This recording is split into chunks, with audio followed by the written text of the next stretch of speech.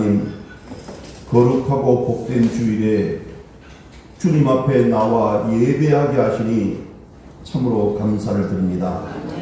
모든 것을 주관하시는 하나님, 우리 모두 순간순간 하나님의 뜻을 이루는 삶의 주인공들이 다 되게 하여 주옵소서. 새봄 다시 봄날을 맞이하여 우리 사랑하는 성도들의 삶과 가정과 자녀를 지켜주시기를 원합니다. 또한 말씀 붙잡고 기도에 힘쓰고 말씀을 적용하는 삶이 되게 하여 주시옵소서. 특별히 새학기 새학년을 맞이한 우리 자녀들이 학교 생활과 학업에서 건강과 열정으로 승리하게 하여 주옵소서. 이런 나라를 되찾기에 울부짖었던 믿음의 선조들처럼 우리도 이 나라 이 민족을 위해 애통하는 마음으로 기도하게 하여 주옵소서. 하루빨리 이 나라가 평안하기를 원합니다. 오늘 또 함께 있지 못하고 외국의 객지에 군대와 일터에 있는 이들, 병상의 환자들, 동영상으로 예배하는 모든 이들을 기억하여 주시옵소서. 우리가 기도하고 후원하는 선교사님들과 선교지, 협력교회와 성도님들 모두 합력하여 선을 이루기에 부족함이 없게 하여 주옵소서. 오늘 예배드리고 찬송하고 기도하는 모든 분들에게 성령 충만, 은혜 충만한 역사가 있게 하여 주옵소서. 오늘 또 말씀을 전하고 들을 때 가슴 뜨거움의 역사가 있게 하실 것을 믿사오며 존귀하신 예수님 이름으로 기도드리옵나이다. 아멘. 아멘. 할렐루야. 아멘. 주 안에서 평안하셨습니까? 네. 새봄이 되었는데 어제 오늘 뉴스를 보니까 여러분 34건의 화재가 산불 화재가 났다고 나왔더라고요.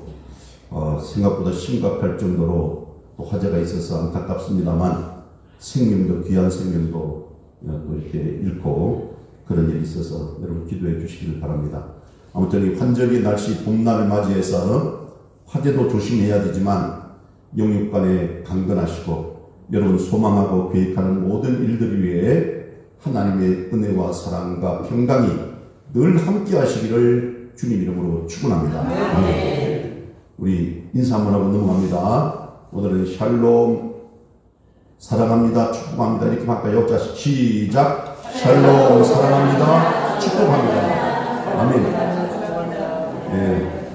오늘은 특별히 우리 러시아 선교사님, 대범현 선교사님과 우리 아들이 같이 오셨어요. 우리 박수로 좀 환영해 주시겠습니까? 네. 마지막 인사 합시다. 네. 감사합니다.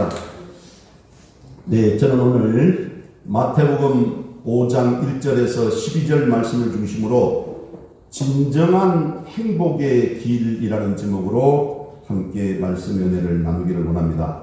여러분 한번 따라해 주시겠습니까? 진정한 행복의 길. 시작. 진정한 행복의 길. 아멘. 여러분 오늘 본문 말씀은 여러분이 너무나 잘 아시는 말씀입니다. 우리 이 말씀을 우리는 산상수훈 또는 산상보훈이라고 하는 별명을 가진 말씀입니다. 주님께서 산에서 특별히 가르치신 말씀이라고 해서 이렇게 붙여진 것 같습니다. 예수님께서 갈릴리에서 복음을 전하기 시작하자 이스라엘 방방곡곡에서 구름대와 같이 많은 사람들이 모여들기 시작했습니다. 어떤 지역에서 사람들이 모였습니까? 오늘 보면 바로 앞에 있는 마태복음 4장 25절에 보면 갈릴리에서도 오고 또 데가볼리라는 곳에서도 오고 또 예루살렘과 유다 지방에서도 오고 또 심지어 요단강을 건너서 이방 사람들이 많이 살고 있는 지역에서까지 이렇게 사람들이 몰려왔습니다. 몰려온 그들의 신분은 대충 어떤 사람들이었습니까? 물론 지체 높고 잘 사는 사람들도 조금은 끼어 있었겠지만 대부분은 병든 자요, 귀신 들린 사람들이요, 어떤 면에서는 세상에서는 버림당한 외로운 사람들이요, 가난한 사람들이며 죄인들이었습니다. 세상적으로 말하면 실패자들이었어요. 요즘 말로는 루저라고 말합니다. 소망이 없어 보이는 자들이었습니다. 그런 사람들이 예수님 주변으로 몰려 들어왔어요. 예수님은 이런 무리들을 이끌고 갈릴리 바다가 시원하게 내려다 보이는 산 등성이에 올라가서 말씀을 전하기 시작합니다.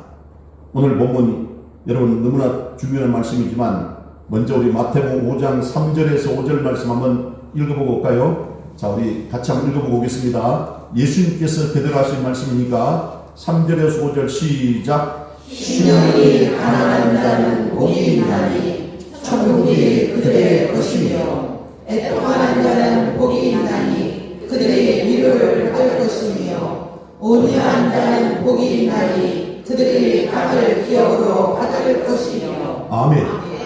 여러분, 예수님이 비록 초라한 인간의 모습을 입고 이 땅에 오셨지만 성자 하나님으로서 우리를 가르치고 계시는 것입니다.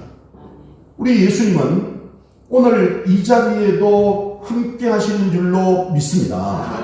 그렇습니다. 저와 여러분의 마음 가운데 와 계시는 것입니다. 2000년 전 갈릴리 바다가 바라보이는 그 언덕에서 가르치시던 그 말씀을 오늘 우리에게 지금 들려주고 계시는 것이에요. 그러므로 그 권위 앞에 우리는 압도되어야 되고, 또한 그 권위 앞에 예수님의 말씀을 집중해서 이 말씀을 들어야 되는 것입니다. 여러분, 교만한 생각이 혹시 여러분 마음속에 고개를 들지 않도록 하시기를 바랍니다. 왜냐하면 예수님의 말씀은 권세가 있습니다. 그러므로 우리가 귀담아 들으면 마음이 아무리 캄캄한 사람이라도 하늘에서 빛이 비치는 것과 같은 놀라운 은혜를 맛볼 수가 있는 것입니다. 마음이 굳어서 그 말씀을 잘 받아들이기가 어렵다고 할지라도 그 예수님의 권위 있는 말씀에 귀를 기울이면 마음의 빗장이 열리고, 또한 그 말씀이 마음속 깊이 들어와서 우리 안에 자리 잡는 것을 발견하게 되는 것입니다. 아마 우리 가운데 성경을 잘 모르시는 분들이 있을지라도 팔복이 무엇인가, 8가지 복이란 말인가 라고 생각할 수 있을 것입니다. 예, 그렇습니다. 8가지 복입니다. 오늘 본문을 보면 복이 있나니라는 그 말이 8번이나 반복해서 나옵니다. 그래서 팔복이라고 합니다. 마지막에 한 번 그 말이 더 나오기는 하지만 주로 일반적으로 구복이라고 하지 않고 팔복이라고 합니다. 근데 여러분, 오늘 본문 말씀에서 먼저 우리가 꼭 명심해야 될 진리가 있습니다. 여러분, 이 팔복의 말씀은 예수님 자신의 성품이요, 동시에 예수님을 따르는 제자들의 성품이라는 것이에요. 이 말씀은 우리가 세상에 태어날 때부터 선천적으로 가지고 나온 본성을 이야기하는 것이 아닙니다. 심령이 가난한 것은 사실 본성과 별로 관계가 없습니다. 물론 사람들 중에는 천성적으로 겸손한 사람도 있고, 눈물이 많은 사람도 있고, 또한 성격이 부드러운 사람도 있고, 정의감, 의분이 강한 사람도 있습니다. 그러나 주님은 그런 생물학적인 특징을 이 자리에서 논하는 것이 아닙니다. 그렇다면 오늘 말씀은 무엇을 의미합니까? 예수님을 믿는 사람은, 예수님을 따르는 사람은 이러이러한 성품을 갖게 될 것이라고 말하는 것이에요. 주님은 나를 따르는 자는 내가 갖고 있는 이런 성품들을 하나씩 가져야 된다는 것을 오늘 보면 팔복의 말씀을 통해서 가르쳐주고 있는 것이죠. 이것은 거듭난 사람만이 하나님이 주시는 새 생명을 가지고 하나님의 자녀로 태어난 사람만이 닮아갈 수 있는 주님의 성품이고 또 자기 것으로 만들 수 있는 주님의 성품이라는 것이에요. 따라서 이 8가지를 개별적으로 떼어놓고 생각하면 안 됩니다. 이것은 예수님을 닮아가기 위한 한 사람의 온전한 성품을 말하고 있는 것입니다. 이 8가지는 예수님 자신의 성품이기 때문에 그렇습니다. 이것은 예수님의 성품이 내 것으로 여러분의 것으로 받아들여졌을 때 내 안에서 여러분 안에서 나타나는 새로운 성품이요 거룩한 성품을 지금 가르치고 있는 것입니다. 심령이 가난한 자는 복이 있나니라는 말씀을 비롯해서 모든 말씀을 하나하나 뜯어보면 그 각각에도 나름대로 풍성한 은혜가 있습니다. 제가 이 말씀을 설교를 준비하면서 한 100번 읽은 것 같아요. 근데 읽을 때마다 은혜가 달라요. 또한 조금만 뒤로 물러서서 팔복 전체를 보면서 마음에 담고 한번 생각을 해보면 어느새 예수님의 거룩한 모습이 우리 눈앞에 나타나는 것을 저는 경험했습니다. 예수님의 그 모습에는 심령의 가난함이 있습니다. 그리고 예수님 모습에는 애통함이 있어요. 예수님 모습에는 온유함이 있습니다. 의에 줄고 목마름이 있습니다. 예수님의 그 얼굴에는 화평이 있고 의를 위해 핍박받은 흔적들이 남아 있습니다. 한마디로 이 말씀을 계속 읽어보니까요 예수님의 초상화가 보이는 거예요. 예수님의 그 모습이 그대로 내게 투영되는 거예요. 그러므로 여러분, 주님이 이 말씀을 권위 있게 하시는 의도가 무엇입니까? 여러분, 내가 이러하니 너희도 이러해야 된다라고 말씀하는 것이에요. 아멘. 너희는 모두 나처럼 예수처럼 되어야 된다라고 말씀하시는 것입니다. 아멘. 어쩌면 우리는 예수님처럼 되어야 되는 것입니다. 아멘. 헨리 나우엔이라는 유명한 영성학자가 있는데요. 이분이 이런 말 했습니다. 진정한 구원은 작은 예수가 되는 것이다라고 했어요. 아멘. 진정한 구원은 작은 예수가 되는 것이다. 여러분, 그것은요 막연히 천국에 들어가는 것만을 의미하지 않습니다. 예수 믿고 구원받았다는 말은 예수님을 따라가는 자요, 예수님을 닮는 자요, 결국에는 예수님과 똑같은 사람이 되는 것을 의미한다는 것이에요. 우리 모두는 예수님의 제자입니다. 우리 모두는 예수님을 닮아가는 작은 예수가 되어야 되는 것이에요. 아멘. 여러분, 오늘 이 팔복의 내용은 예수님 자신의 성품이기 때문에 그분을 배우고 닮고 따르기를 원하는 사람은 오늘 이 본문의 말씀을 내 마음에 담고 늘 묵상해야 되는 것입니다. 아멘. 그러면 나도 모르게 주님을 닮아가도록 노력을 해야 된다는 것이에요. 아멘. 이 자리에 와서 말씀을 듣고 계시지만 예배를 마치면 무슨 말씀을 들었는지 다 잊어버리고 또 일주일을 살아가는 사람도 있습니다. 그러나 이것만은 정말 그러지 맙시다. 집에 돌아가서 팔복의 말씀을 앞에 놓고 암송하며 매일매일 한마디 한마디를 음미하며 묵상해 보십시오. 주님을 닮아가는 내가 이 말씀을 어느 정도 소화하고 있고 과연 내가 이 말씀대로 내 자신이 주님을 닮아가려고 노력하는가를 스스로 검토하는 시간이 필요하다는 것이에요.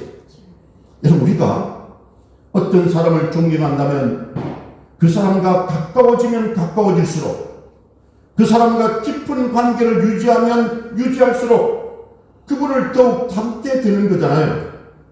그런데 예수님을 닮는다고 하면서 우리가 하나님의 말씀을 한 번 듣고는 손 씻듯이 다 씻어버리고 세상을 살면 주님을 절대로 닮을 수가 없는 것입니다. 그래서 이번 한 주간 동안 이 말씀 한마디 한마디를 매일 묵상하시면 그 말씀이 나의 성품을 심는 씨앗이 되어서 나로 하여금 주님을 닮아가도록 인도해 줄 것을 믿습니다. 그래서 나도 모르는 사이에 다른 사람들로부터 야, 당신은 정말 주님을 닮은 사람이구나라고 그렇게 말할 수 있도록 여러분 한 주간 동안 우리 한번 노력해 보시기를 주님 이름으로 축복합니다.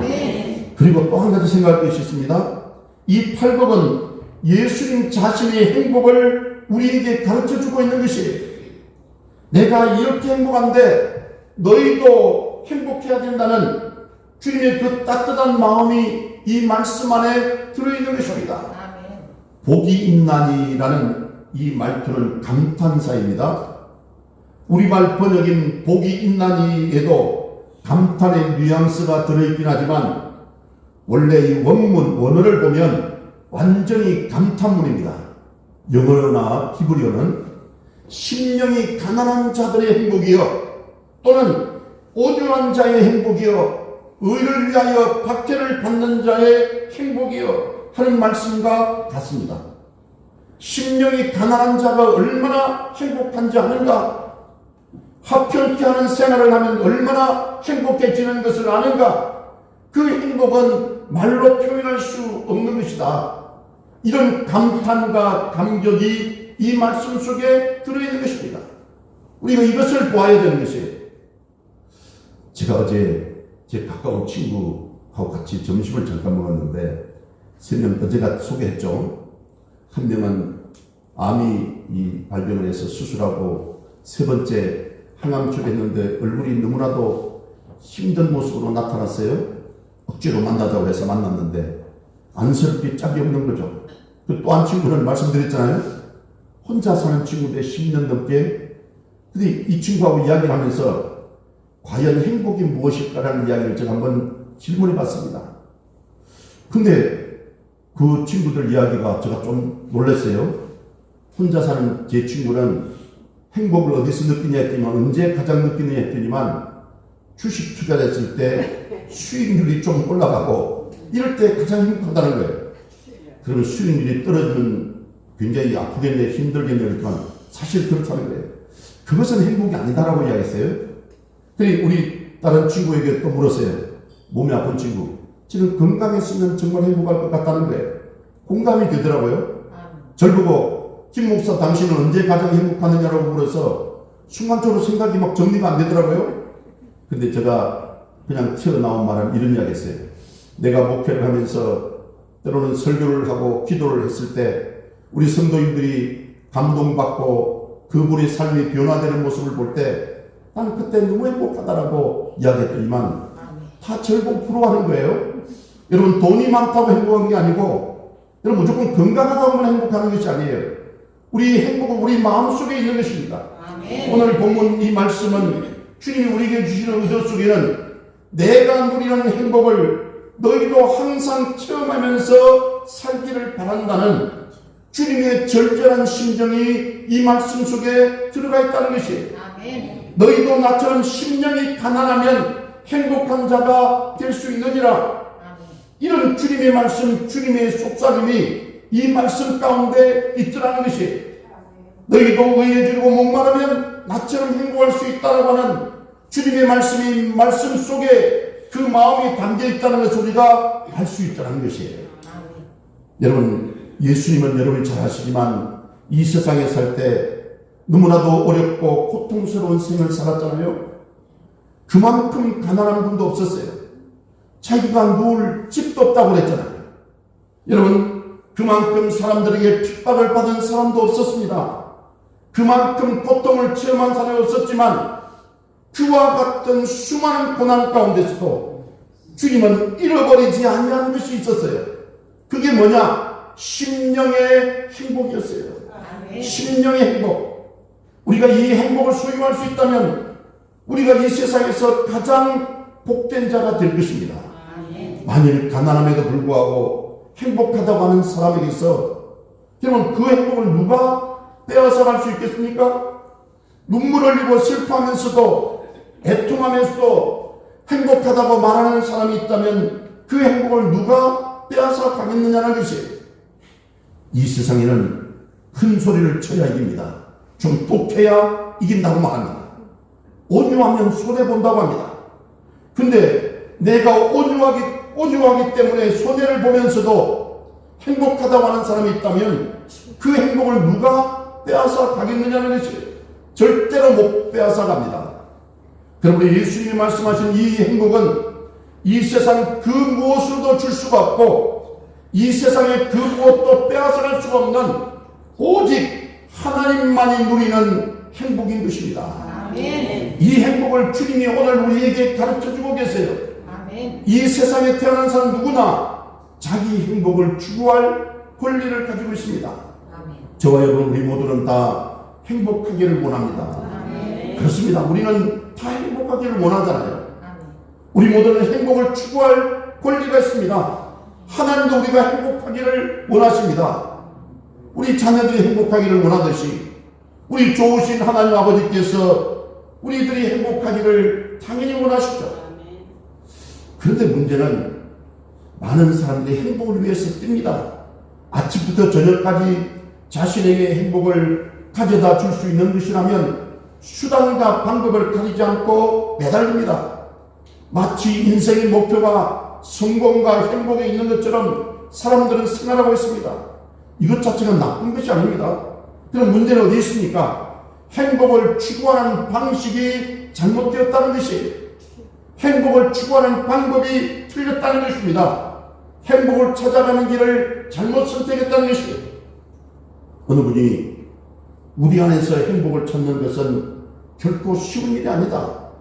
우리 안에서 행복을 찾아가는 것은 결코 쉬운 일이 아니다. 하지만 다른 곳에서 행복을 찾는 것은 불가능하다라고 말했습니다. 우리가 살아가는 이 삶의 현장에서 행복을 찾는 것이 쉬운 건 아니지만 그 행복을 다른 데서 멀리서 찾는 것은 불가능하다는 것이, 우리 안에서 행복을 찾아야 되는데 사실 그것은 쉬운 게 아니죠. 하지만 다른 곳, 즉 내 밖에서 행복을 찾는 것은 정말로 불가능하다는 이야기를 지금 하는 것입니다. 그럼에도 불구하고 사람들은 밖에서 행복을 찾으려고 해요. 자기 밖에 있는 그 무엇을 통해서 행복을 온다고 믿고 있습니다. 이 행복을 실제로 손에 넣은 자가 이 세상에서 몇 명이나 됩니까? 중국의 맹자는 인생을 사는데 정말 재미있고 행복하게 만드는 것은 맛있는 것을 먹는 것과 이성과 즐기는 것이라고 말했습니다. 저도 맛있는 걸 먹다 보니까 배가 나오고 문제가 있는데, 사실 이 식도락이라는 게 그죠? 이 참 좋아요. 근데 이 먹는 것에 즐거움이 있고 행복이 있으면 이게 문제가 있어요. 또 많은 사람들은 돈이 행복을 가져다 줄 것으로 그렇게 생각합니다. 아닙니다. 귀를 잘못 들었어요. 어떤 분은 명예와 권력이 행복을 가져다 줄 알고 눈에 불을 켜고 다닙니다. 제 친구 중에 국회의원 하다가 삼선 국회의원 하다 지금 쉬고 있는 친구가 있어요. 지난번 그 앞 두 번 선거에 출마했는데 두 번 다 떨어졌어요. 근데 아편처럼 마약처럼 그 다시 국회의원에 대한 그 꿈을 가지고 있어요.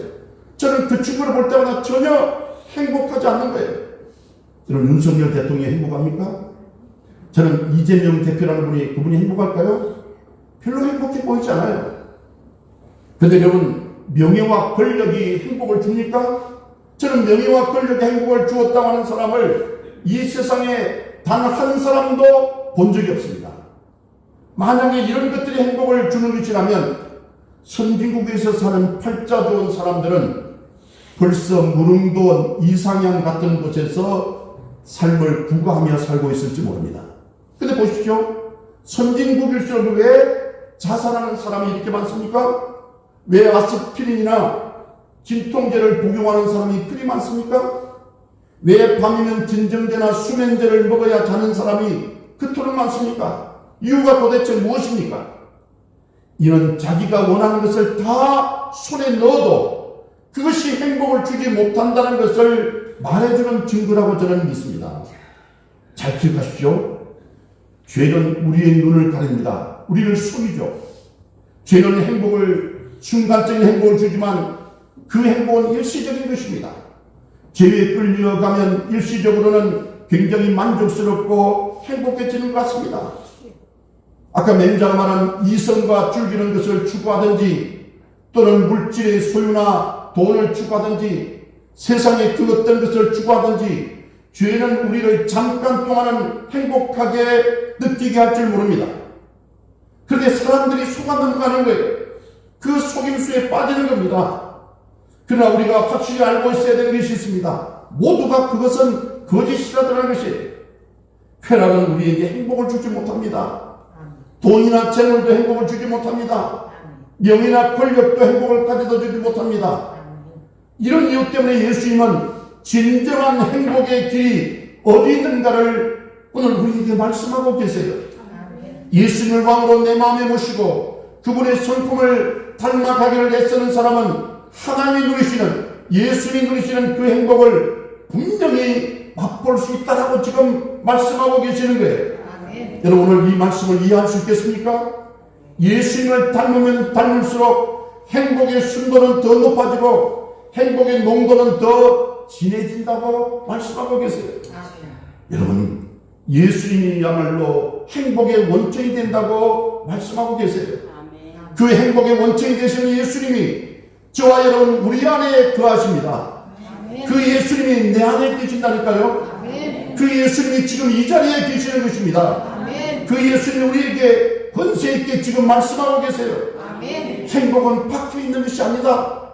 행복은 내 안에 있다. 내 안에 있다. 그러면 내가 다스리는 너희 마음에 행복을 찾으라고 말씀하고 계시는 것이에요. 멀리 있는 게 아니에요. 내 안에 있는 것이에요. 행복을 찾는 길은 어떤 것입니까? 예수님을 닮는 것입니다. 예수님이 심령이 가난하셨던 것처럼 나도 심령이 가난해지면 예수님의 행복이 내 것이 된다는 것이에요. 이 사실을 깨달을 수 있다면 얼마나 좋겠습니까? 이렇게 될 때 우리의 성격이 예수님의 성품을 반사할 수 있습니다. 제가 교육학을 전공을 했는데 성격이 행복에 미치는 영향에 대해서 어느 교수님이 논문을 썼습니다. 그분이 자기 말로는 10년 넘게 연구를 했대요. 그분은 행복에 영향을 주는 첫째 요인으로 성격을 말합니다. 돈도 아닙니다. 무슨 명예와 권력도 아니에요. 행복에 영향을 주는 첫 번째 조건이 뭐냐면 성격이라는 거예요. 과거의 그 학자들은 여러분 일상에서 얻은 기쁨이 모이고 쌓여서 그 행복을 이룬다는 소위 상향 이론을 많이 주장했습니다. 우리 여러분 아주 소확행이라고 소소하지만 확실한 행복, 이런 것들이 쌓여서 행복이 된다는 것이에요. 그런데 지금은 그 교수님의 말을 들어보면 지금은 성격처럼 타고난 심리적인 특징이 우리의 행복, 개인의 행복을 결정짓는다는 하향 이론을 이분이 주장하고 있는데 실제 그게 맞다고 이분이 말합니다. 저도 이야기를 들어보니까 그게 맞는 것 같아요. 쉽게 말하면 무슨 말이냐면 성격 따라 행복해질 수도 있고 성격 따라 불행해질 수도 있다는 말입니다. 여러분, 이것은 예수님의 성품, 예수님의 성격을 닮아갈수록 행복 체감 지수가 올라갈 수 있다는 오늘 본문 주님의 말씀을 뒷받침해주는 학문적인 근거가 아닌가 하고 저는 생각합니다. 그럼 여러분, 우리가 예수님을 배워야 합니다. 예수님을 닮아야 되는 것입니다. 작은 예수가 되시기를 바랍니다. 그러면 예수님이 뭐라고 말씀하십니까? 행복은 재물의 소유에 있지 않다고 말합니다. 예수님은 심령이 가난한데 행복이 있다는 것이에요. 그리고 두 번째는 행복은 웃고 즐기는 데 있지 않다고 말해요. 예수님처럼 애통하는 데 있다고 말합니다. 세 번째는 행복은 강한 데 있다고 하지 않습니다. 예수님처럼 온유한 데 있다고 말씀하십니다. 네 번째는 행복은 욕망의 충족에 있다고 말하지 않습니다. 예수님처럼 의에 줄이고 목말라 하는데 행복이 있다고 말씀합니다. 또는 행복은 차갑고 무정하고 냉랭한 데 있지 않다고 합니다. 예수님처럼 긍휼히 여기는 가운데 있다고 말합니다. 또 여섯 번째로 예수님은 더러운 마음, 그 욕심에 허영심에 있지 않다고 말합니다. 예수님처럼 정결한 마음을 가진 자에게 있다고 말합니다.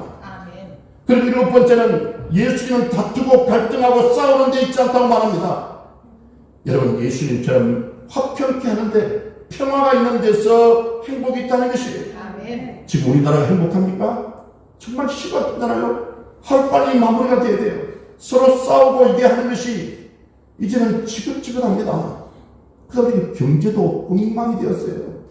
그럼 보십시오. 우리 일반 매장들, 일반 장사하는 사람들도 하루에, 아니 한 달에 100만 원 수입을 못하는 사람이 1000만 명 넘는다고 그렇게 조사가 나왔어요. 한 집별로 임대가 나와 있습니다. 심지어 요즘 이 건물 가지고 있는 사람들이요, 얼마나 떨고 고민하고 있는지 몰라요. 혹시 그 임대에 있는 그 사람이 나갈까 봐서. 그래서 임대료를 낮춰주기도 하고 심지어 빚도 닦아주기도 하고 그런 상황에 나라가 지금 완전히 지금 좀 심하게 말씀드리면 심각한 위기 가운데 빠져 있습니다. 잘못하면 우리가 풍지박산이 날 수도 있어요. 여러분, 이렇습니다. 그렇게 이렇게 다투고 싸우니까 문제가 생기는 거예요. 행복은 불의와 타협하는 데 있다고 하지 않습니다. 예수님처럼 의를 위하여 핍박을 받는 데 있다고 말씀하고 있는 것이에요. 여러분, 오늘 본문의 말씀을 마음에 담으시기를 바랍니다. 예수님을 심령의 왕으로 모시기를 바랍니다. 저는 그분이 우리 모두의 행복의 원천이 되실 것입니다. 예수님이 내 마음에 오심으로 예수님의 그 아름다운 성품이 나의 성품을 형성하게 되는 것이, 그래서 우리가 울면서도 행복해질 수 있고 가난하면서도 행복해질 수 있고 실패자가 되어서도 행복해질 수 있고 또 성공하고 부유한 환경에서도 하나님의 행복을 누릴 수 있는 특별한 은총을 누릴 수 있다는 것입니다. 이와 같은 은혜가 저와 여러분에게 임하시기를 바랍니다. 여러분, 헛된 것을 놓고 시간을 낭비하거나 정력을 소모하지 마십시오. 예수를 마음에 모시고 그분을 주목하십시오. 그분처럼 되려고 노력하십시오. 그분을 닮으려고 노력하면 그분의 성격을 나의 하나하나 나의 성격으로 받아들이게 되는 것입니다. 그러면 놀라운 일이 일어나게 돼요. 저도 그렇게 되고 싶습니다. 제가 이 설교를 준비하면서 동시에 저도 예수님처럼 되고 싶다는 생각을 많이 했습니다. 그리고 예수님이 누리던 그 행복을 제가 소유하고 싶습니다. 우리 모두는 얼마든지 그렇게 할 수 있는 것이에요.